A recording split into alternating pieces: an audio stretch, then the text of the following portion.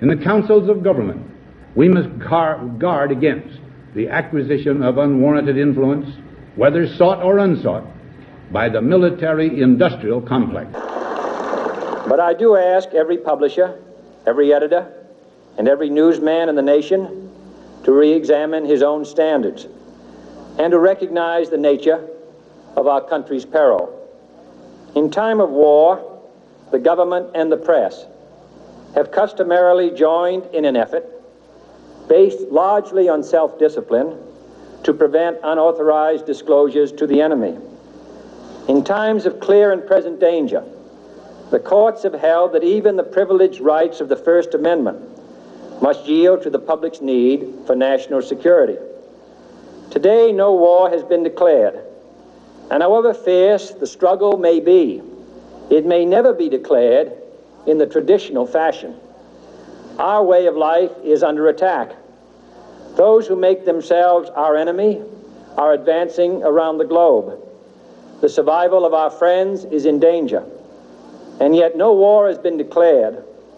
No borders have been crossed by marching troops. No missiles have been fired. If the press is awaiting a declaration of war before it imposes the self-discipline of combat conditions, then I can only say that no war ever posed a greater threat to our security. If you are awaiting a finding of clear and present danger, then I can only say that the danger has never been more clear, and its presence has never been more imminent. It's time to recognize that we've come to a turning point. We're threatened with an economic calamity of tremendous proportions, and the old business-as-usual treatment can't save us. Together, we must chart a different course. We must increase productivity. That means making it possible for industry to modernize and make use of the technology which we ourselves invented. That means putting Americans back to work, and that means, above all, bringing government spending back within government revenues, which is the only way, together with increased productivity, that we can reduce and, yes, eliminate inflation. The only thing that can stop this corrupt machine is you. The only force strong enough to save our country is us. The only people brave enough to vote out this corrupt establishment is you, the American people. I'm doing this for the people and for the movement, and we will take back this country for you, and we will make America great again. Hello, welcome back to Inform New Hampshire. Today is 4/10/19. My name's Rich Merritt. Co-hosting with me is Pat Murphy. And first and foremost, as I always do, I'm asking President Trump to pardon Jerry DeLemus, Greg Burleson, and the other individual whose name escapes me. I apologize for that. 3 individuals who are innocent and should not be in prison. After 3 years in prison, they shouldn't be, not a day in prison. So I'm asking him to pardon them. Secondarily, please go to the National Liberty Alliance, see what help you can do with them as far as raising money to print these books for the sheriff. I happen to think it's just something that's overdone, not overdone, I'm sorry, overdue and needed. The sheriffs across this country, and I'm generalizing, not everyone, don't know the law, and they're violating it every day of the week. So us as people, their bosses, trying to get books to them to teach them is one way to correct the problem. So I'm asking people to either donate your time or donate some money, either one. Go to nationallibetyalliance.org, check that out, and see what you can do to help. This is your country. Well, we'll start off. We're going to show a video, and then we're going to talk about it. So we'll do that right now if we could, Brandon. It's a shocking late-night raid. Police burst into a home with guns drawn. And when you hear who they were looking for, you'll probably be shocked because it wasn't a suspect in a drug ring or a dangerous fugitive. It was a 2-year-old boy whose doctor had called authorities. A police raid in full assault gear. They barge in with shields up and guns drawn. Come on, with your hands up! Is it a drug raid? A hunt for a dangerous fugitive? Nope, they're looking for a 2-year-old boy with a fever. We are not kidding. The heavy-handed raid has everyone scratching their heads. Shocking video of a SWAT team raid. How did it come to this? It started when the boy's mother, Sarah Beck, took him to the family physician in Chandler, Arizona with a 105-degree fever. The boy has never been vaccinated, and the doctor was concerned that he might have meningitis. So she told the mom to take him to the nearest emergency room. But shortly after leaving the doctor's office, Beck says her son started feeling better. He's acting normal, and I take his temperature, and his temperature was 102. She decided not to take him to the ER. That's when the doctor called the Arizona Department of Child Safety and asked officials to check up on the boy. The parents allegedly refused. As I'm on the phone with the police officer, I took his temperature. It was 100 degrees. There's no reason for me to give up my kid because he has a temperature of 100 degrees. Nicholas Boca is the mom's attorney. Why let it come to this? Why not just let these people in and let them check on the kids? It's the middle of the night. The children are sleeping. They've already had a day where they've had to go to the doctor. They wanted to rest. DCS obtained a court order and called in the police. They took the boy and his two sisters away. That's the type of stuff you see when there's like a hostage shootout, violent criminals, the cartel, not when a child has a fever. Put your hands up! Wow. The boy and his sisters are now staying with their grandparents. I have to make a comment about this. The doctor was concerned that the 2-year-old might have meningitis. So he told the cops, go to the house, terrorize the family, and make sure you scare the hell out of that 2-year-old kid. What did that accomplish? I'm sorry, but any cop, any self-respecting cop that would do that shouldn't be a cop and shouldn't have a badge. And there are plenty of good ones. I'm not chastising them, but I'm saying this is what it's coming to. If this continues and the police don't take a stand and say, I am not going to follow out any unlawful orders or ridiculous. If it goes against common sense, don't do it. Because now people are looking at this and going, man, what are these cops, crazy? What are they doing? What are they coming to? You got to ask yourself this because you're the ones that are doing it. Go ahead. You got a comment on that, Pat?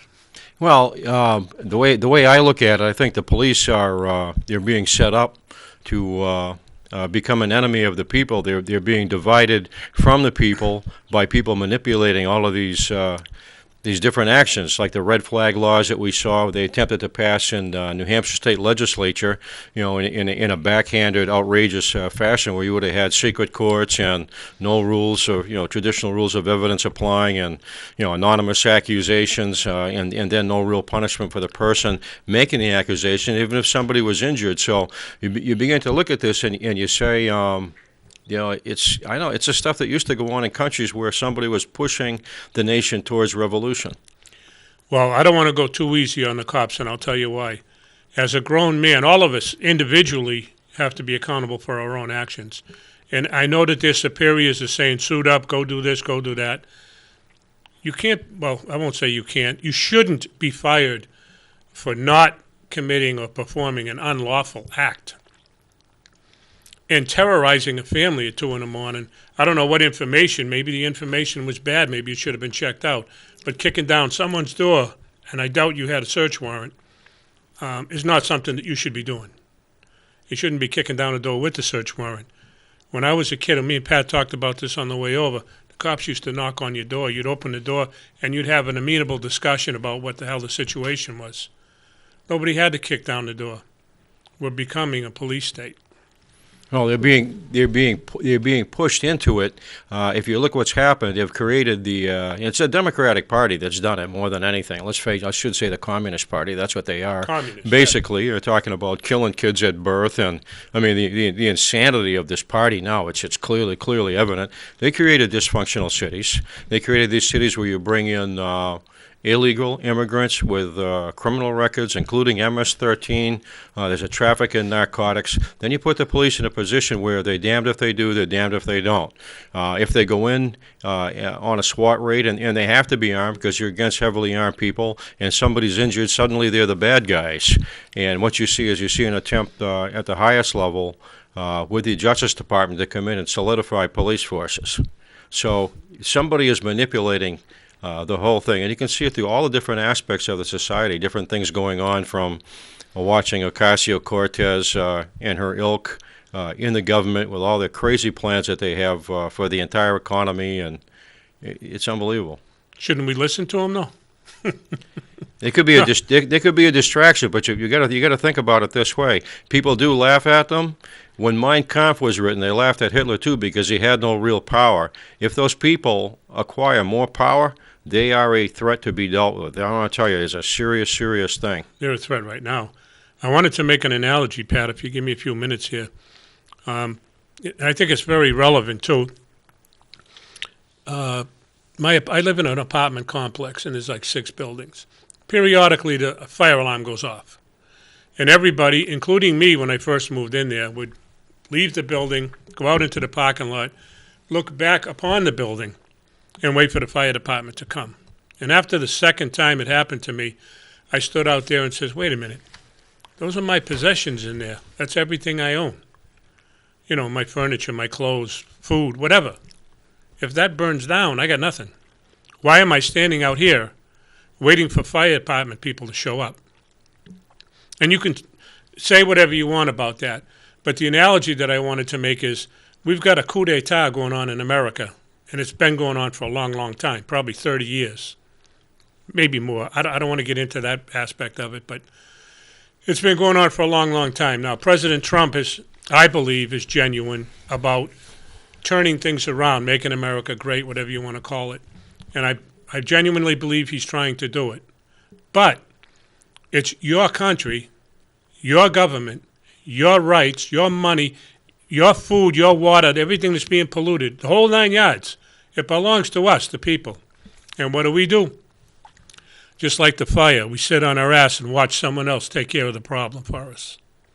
What I'm suggesting to you is it's time for America to stand. I don't mean with a gun. I want to be very clear about that. Stand against these nitwits that are pushing us the wrong way and say, I'm not taking any more. Why are you paying taxes? Do we have taxation without representation today? I think so. I think so. I mean, half the things that Pat's talking about now is we don't want them, okay? But we're getting them anyway, or at least there is a major attempt to get them. And I just wanted to point that out because I think it's ludicrous what's happening to us. We have to start standing. Well, you have to start understanding what's happened in the country, the history of it, and you have to understand how the system operates. And certainly, with looking at this idea of having people immunized has become a massive, massive issue now, and it's one that's connected with billions of dollars of money. We look at Mr. Gates, where he's out there and he's talking about how we all have to do better on our immunization, and what he's done to build a whole market for the drug companies he's bought into, where he's affiliated with Merck and the rest of these companies.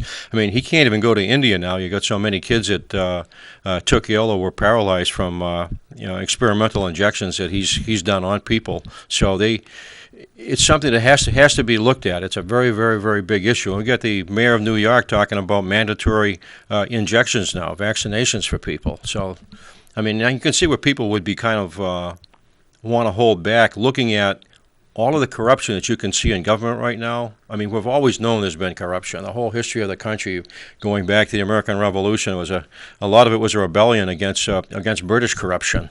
And you followed it all the way up through the history of the country, through the bank issues with Jackson, and through the Civil War issues with corporate industry, with tariff monies, and the period of the era of goods stealings after the Civil War, and all the way up through all sorts of corruption. But nobody, I don't think anybody, really understood the level of corruption and how it's connected worldwide with what's been exposed now, because it's being exposed on a daily basis, and it's a shocking thing, and it's a hard thing for people to accept, but they have to stay in there and they have to fight this. Well, just real quick, Pat, it's my contention that the only way to fight it is for the people to stand.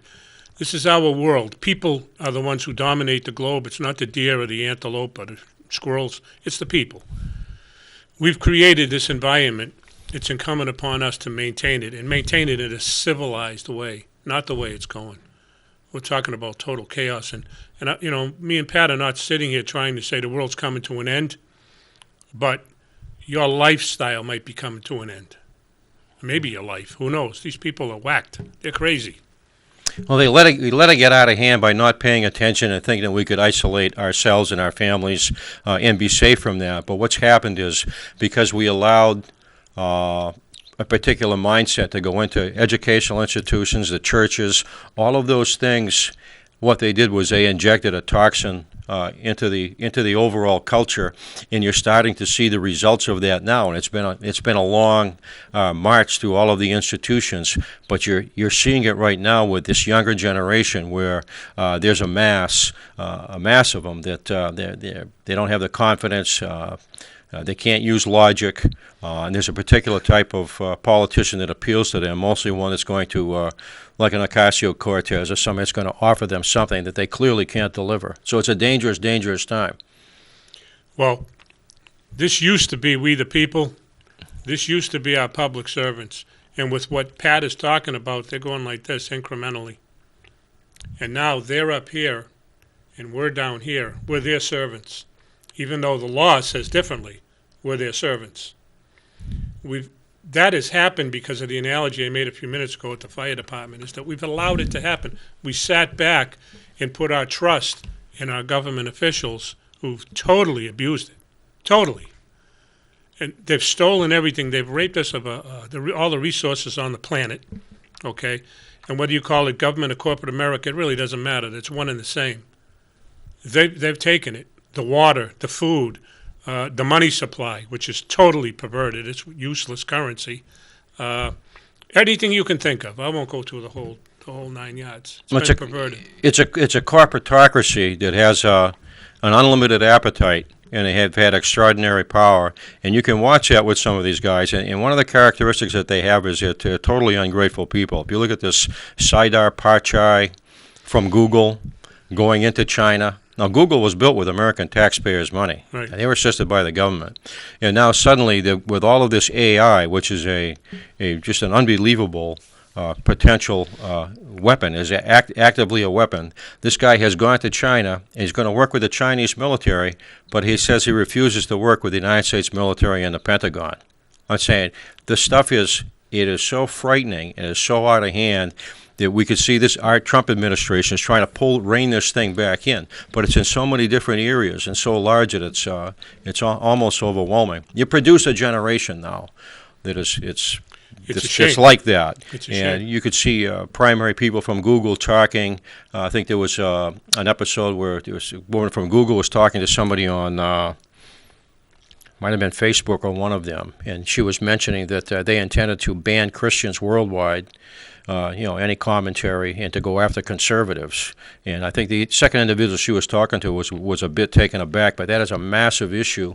And you can see just yesterday it was Vladimir Putin was saying the primary issue right now, and I agree with him, is the free flow of knowledge. You need to maintain an internet, or we're not going to know what's going on, because all of this stuff has been exposed now, and it's so interlocked.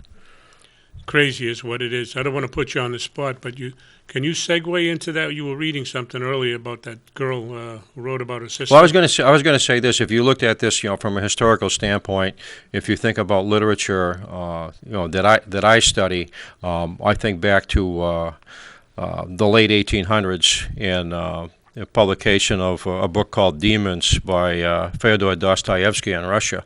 And he was looking at the changes with young people in Russia in that time frame. And, of course, they got into Karl Marx and that literature.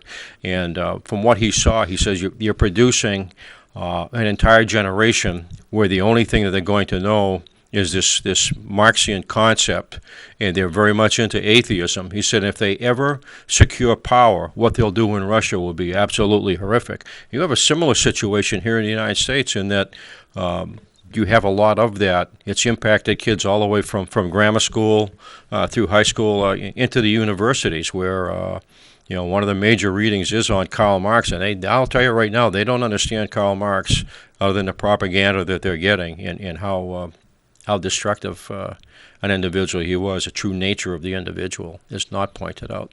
Between that and between what they're given with the naturalistic basis for Marxism, which is evolution, you've got a poisonous mixture there it's created a lot of what you see right now, and it's a serious thing that has to be dealt with.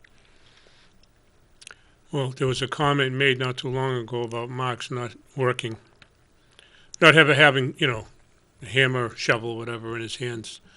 And it's probably true. I wasn't there to see it, but the point I'm trying to make is that it's time for the elite to be brought down in this planet and put on a barge, locked in cages, sent out in the middle of the Pacific Ocean, and maybe with some luck it would spring a leak. I don't know, but these people are crazy, and it seems they're getting crazier and crazier every day, and it's got to be stopped.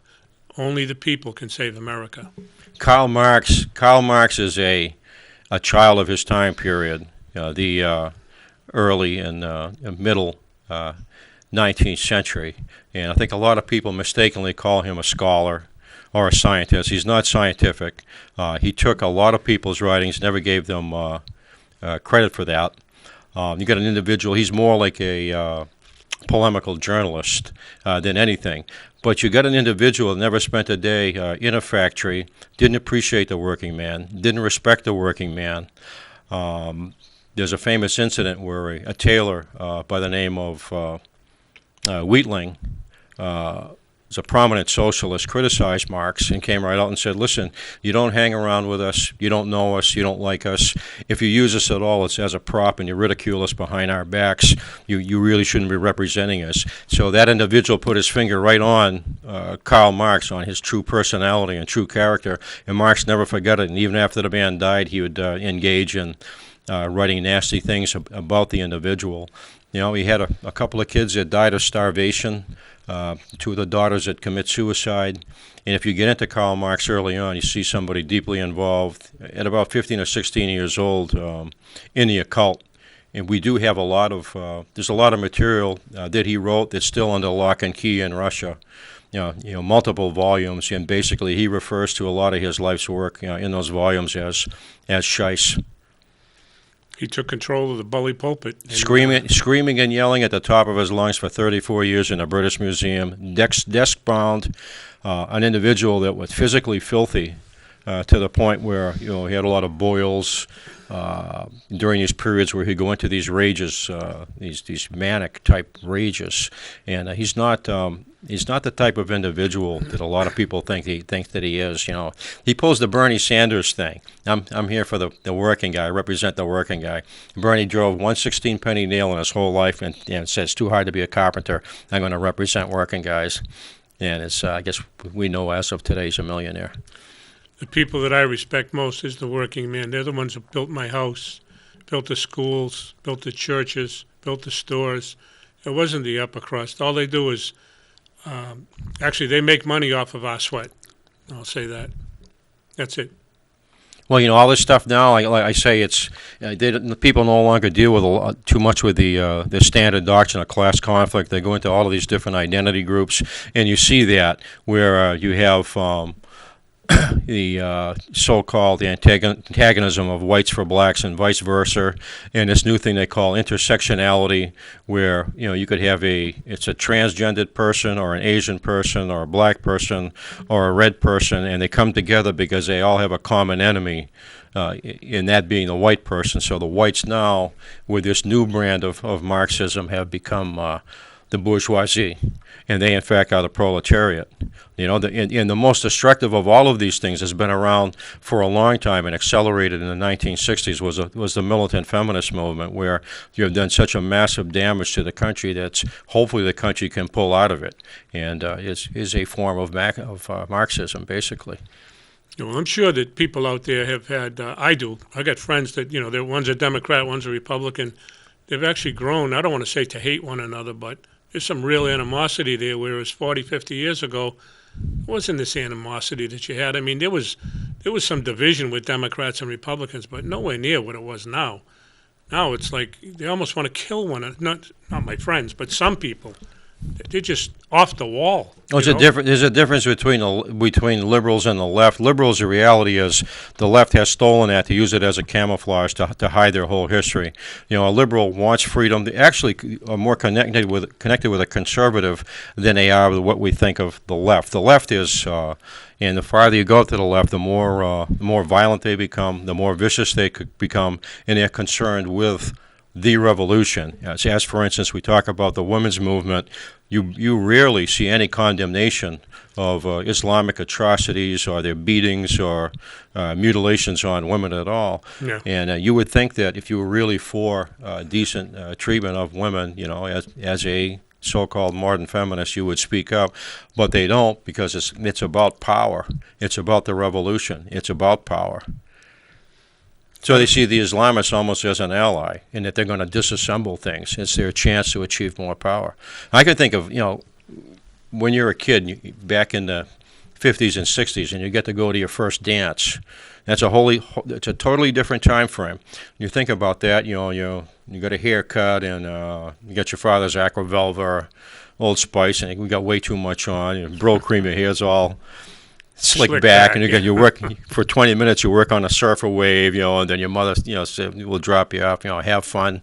Then you walk into the dance, and you look around, and all of a sudden you see her, patent leather shoes and bobby socks, and got that hoop skirt with a plaid design and puff shoulders, and your hair's up in a big boo front with about 6 gallons of your older sister's hairspray, so it's like clay jug, and horn rim glasses, and you go like, oh God, what a great invention. It's like, and then then down the road, it's only a few years later, 5 or 6 years later, I can remember this, going into college and walking down the street, and a young woman in front of me stops at the street corner. I was right behind her, and I simply said, beautiful day today, isn't it? And the head turned around, and it was the male of the species responsible for the exploitation of the. I was like, I thought one of those alien heads was going to come out of her mouth like this and latch on top of my head like this, and be going, please let me go. I didn't really mean to say it. Say what had happened, and it was all part of that poison they launched on society. They just had an interesting book come out on that by Kate Millett's sister. Kate Millett wrote 1970 wrote a book called Sexual Politics, and it dealt with the women's movement, supposedly about equality and justice, which we're all for, naturally. But I don't have the book in hand, but I had read some excerpts from it, and it was powerful stuff about what really went on. I got a copy of it, a piece of what I. Yeah, why don't you read that piece, Pat? That was interesting. I could find it. Here it is, right here. This is something. This book is called The Anti-Mary Exposed, Rescuing the Culture from Toxic Femininity by Carrie Gross. And it's on Kate Millett, the author of Sexual Politics. She's dead. But 1970, she was big in the whole thing with some of these other people. Here's her sister Mallory. And she says, basically, she was the most disturbed, megalomaniacal, evil, and dishonest person I've ever known. Kate tried to kill me so many times, it's now an enormous blur of traumatizing horrors. She was a sadist, a torturer, a deeply ingrained bully who took immense pleasure in hurting others. It's like, and then she goes on to talk about meetings. Sister. Yeah, goes on to talk about their meetings in Greenwich Village, their consciousness-raising meetings, like Maoist stuff, these struggle-type meetings, and she mentions how they were all involved in the occult, and how they chanted about, taking things apart in the society. We will push abortion. We will push same-sex marriage. We will push same-sex love. One thing after another, and you go like, wow, this stuff is so far out there. Well, just one last thing. United we stand, divided we fall. They've been trying to divide us for a long time. We're all Americans. It's time to stand, to take America back. I don't care about making America great again. Let's make it livable again. Let's survive. With some things. We're out of time, Pat, but unfortunately, I wish we could go on. I wish we need an hour show. Anyway, watch this show. Please share it with people. We're doing this to try to enlighten everybody, our friends, our family, relatives, whatever the heck it is. So thank you for watching, and join us again next week. Take care.